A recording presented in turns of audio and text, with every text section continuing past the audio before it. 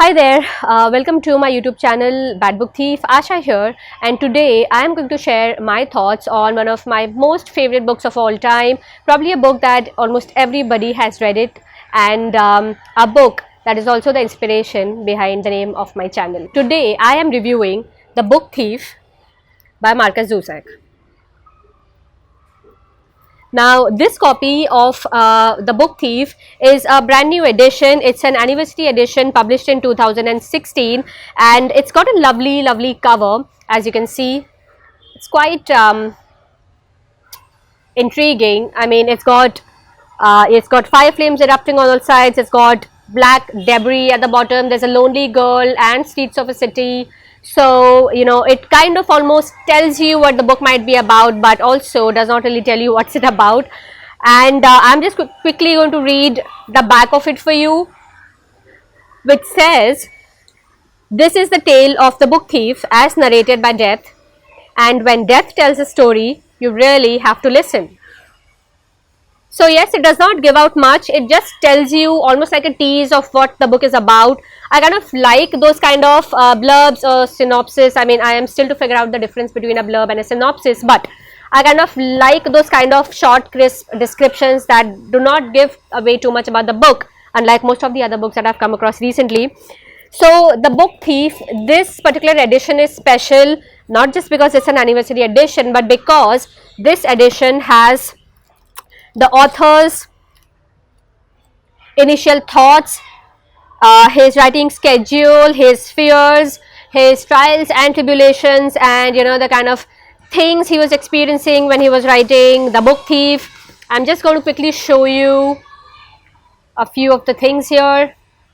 His writings, his scribbles, his thoughts, iterations, everything. So yeah, a good 20 pages of the book is kind of devoted to the author's initial thoughts with The Book Thief, and which is why this edition is kind of a lot more special to read. Before I begin with the review, let me just quickly give you a background like I always do, because that kind of adds a little bit more intrigue to the story. So what inspired the author really was his mother's experience while her upbringing in Nazi Germany. So that kind of was the birth ground for The Book Thief. Those experiences that became stories for the author and his siblings kind of became the motivation behind writing The Book Thief. Although The Book Thief was not the initial title that the author had thought of, he had thought of it as It's Alright Ma, since this was such a personal experience, such a personal book for him. And another name which was based on some show that he's spoken of at the back of this book, which was called Luncheon with Munchin. So these are the two titles that he had in his mind for this book, but only toward the end of this book is when he kind of came up with The Book Thief. And I'm so happy he did, because this book is so special, it's so personal. Like I said, that this title is kind of also the inspiration behind the name of my own channel. In a way, I am a book thief too, but more on that personal story later. Let's talk about The Book Thief right now. About the story, The Book Thief is about this book thief who is Liesel Memminger, a young German girl who comes to live with her foster parents, and her life in Nazi Germany with a handful of people who are kind of with her in her journey of of her coming of age with the book thief.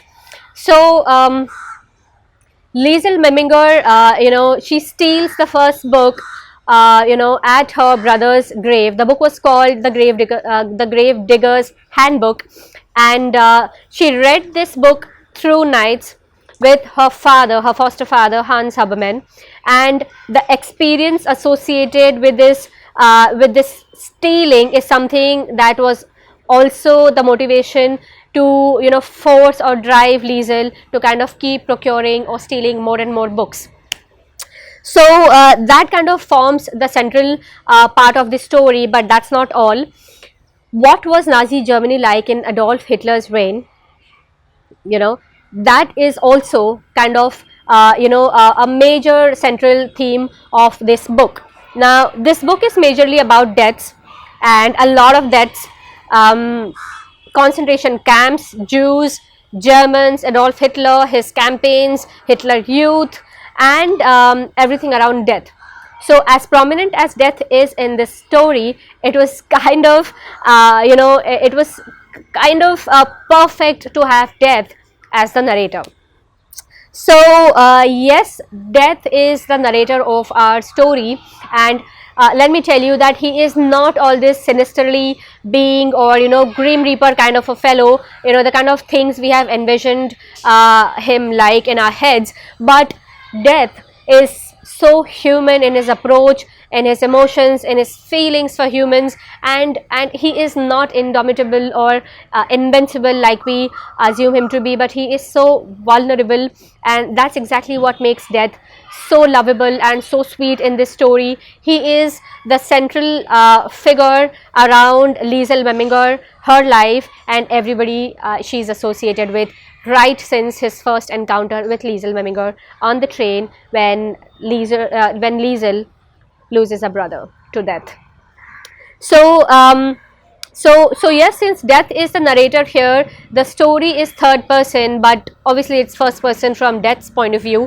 So it kind of makes it a very unique kind of blend of experience for the readers, because obviously it's uncommon. I mean, when was the last time you came across death as the protagonist or the narrator of a story? So it was unique, and it worked beautifully, because all those aspects that you could see from death's point of view, I think that could have been that would have been hardly possible if it was a human narrating everything around. So death is present everywhere, whether it's Russia during the war, whether it's Germany, whether it's on Himmel Street, or wherever else that is. So everything is kind of explained brilliantly through the eyes of death and the voice of death. That's as far as the plot goes. Obviously, like I said, that the plot is kind of grim, it's dark, but it's the writing style that Markus Zusak is so loved for, which kind of makes this book stand apart from all of the other books from this genre. Obviously, this is historical fiction.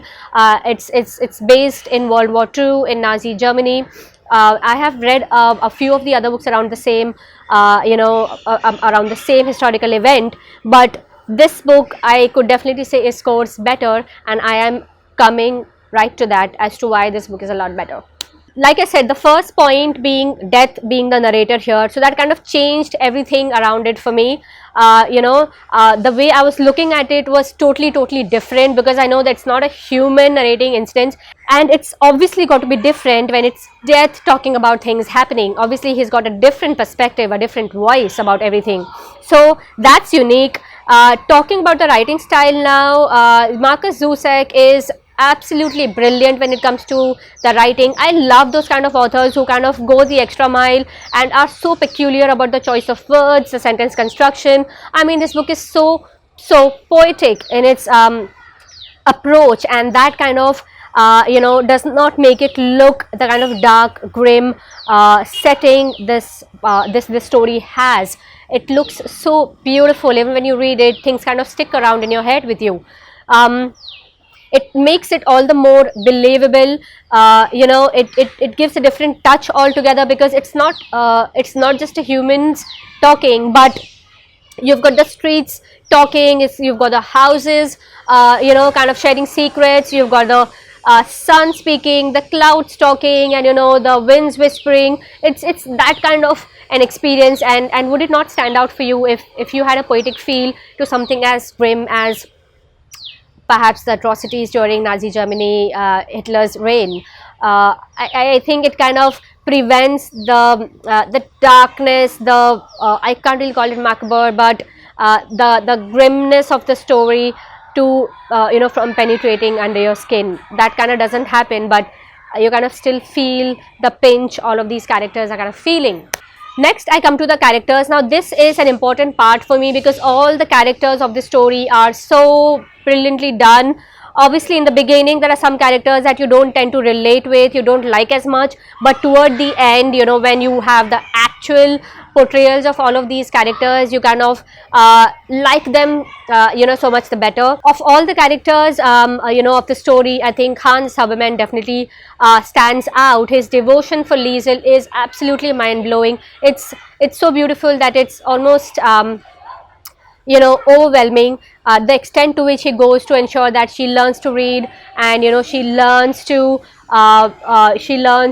absorb the worlds of those books. There is this instance where he sells out all of the tobacco he has so that he can buy a book for her, and that kind of really so touched my heart. And apart from Hans Haberman, okay, speaking of Hans Haberman, obviously he's the kind of man who would go to any extent to protect his loved ones. He would not think twice before putting his own life on the line. Yes, that's about Hans Haberman. You've got Rosa Haberman, who is Liesel's foster mother. She appears to be a very rigid, very strict, very blunt kind of a woman in the beginning, very cold toward Liesel almost all the time, but toward the end is when you actually understand who Rosa Haberman is, and you kind of start to love her for her warmth, and for her big-heartedness, for people in danger, for people around her, and especially for Liesel, the way she comes forth, expressing her feelings for Liesel. So that is kind of brilliant. Another important character that I think of right now is Max Vanderberg, and the Jew. The Germans are hiding in the basement, so he does not have to contribute much, but he is an epitome of what the situation or environment in Nazi Germany was. One can't be themselves, and if you're a Jew, oh my god, only God can save you. Then a very important character is Rudy Steiner, who is Liesel's best friend, and it was kind of really unexpected, toward the end, what happens to Rudy Steiner. Obviously, I'm not giving that away here because I want you to read and figure it out, but I almost had, a moment of a breakdown there. I mean, just imagine I was on the train and I was surrounded by around 150 to 200 odd people, and that part is so overwhelming that I couldn't stop myself, and I was literally sobbing there. I couldn't stop my tears. I mean, that's just how beautifully Markus describes that event, that situation, and the situation in the aftermath of which Liesel grows out to be so much better. She is a grown-up woman, and the way Death describes that whole incident, it's kind of really touching. I'm kind of reliving that moment right now, and I can feel it all. I can feel my fingers go numb right now. So yeah, it's beautifully done. The writing style is impeccable. Like I said, the characters are absolutely stunning. These are the characters who you'll not easily forget. At almost 500 pages, at times it is obvious that you'll feel that the book is a drag, that it tends to get boring. But trust me, with a book that has a theme like that, a story like that, until and unless you give it enough amount of time, as a reader, you will not experience the characters, you will not experience the story. I mean, it's not flash fiction. It's got to have that many number of pages, those many events happening, so that you can really soak into their lives, and later come out of it saying that, oh my god, what an experience. So not once do I feel it's boring. Yeah, in the beginning there are times when for I think up to 150 odd pages, when it's just every other day, and I felt that, okay, oh my god, for the next 500 pages, that's all I'm going to read, every other day in the life of Liesel Meminger. But at about 150, 200 odd pages, when Max Vanderberg lands at the doorstep of Hans Haberman, is when it clicks that, okay, things are going to change. A Jew has landed on the doorstep of a German in Nazi Germany, and a lot more is coming, and that's when the momentum kind of increases, and there's not one moment when you'll find that the book is boring, or it's getting mundane, or that you don't like it. So to all those people who say that they found it boring, or if you are one of those people that who kind of abandoned the book thinking it was boring, I request you, please pick up the book and read it. Stay and feel what's coming up for you. Another important thing that I really remember is there are since it's a story that's narrated by Death, every part, there are about 6 or 8 parts to this book, at the beginning of every part, there's kind of a skeleton put out by death that, okay, so and so important events are going to happen. Now for some people it was a put off, they felt that, you know, it was almost a spoiler to know that, you know, somebody is going to die or some important major event is going to happen. But for me, I think it was just a teaser, and it did not at all ruin the reading experience for me. If anything, it kind of intrigued me enough to read it faster and understand what exactly happened. I couldn't hold myself. So I think it's to every individual, I mean, to each one his own, what they feel with the book and, you know, how they perceive it. For me, it was a holistic reading experience, one that the Book Thief is so very famous for. Alright, so on a departing note, quickly, the storytelling is impeccable. Please read it for Markus's awesome writing style. The characters, Hans Haberman, you will love him, and most importantly, the narration. It's something that you will never come across. So these three things should appeal to you. Pick up the book, read it, drop into the comments what you think about it, and I am so wanting to read your thoughts and discuss it with you. That's about it, guys. That was my review of the Book Thief, and do let me know what you think about it. Do not forget to hit the subscribe button. If you like my video, do share it as well, and I'm going to meet up with you in my next video. Until then, goodbye.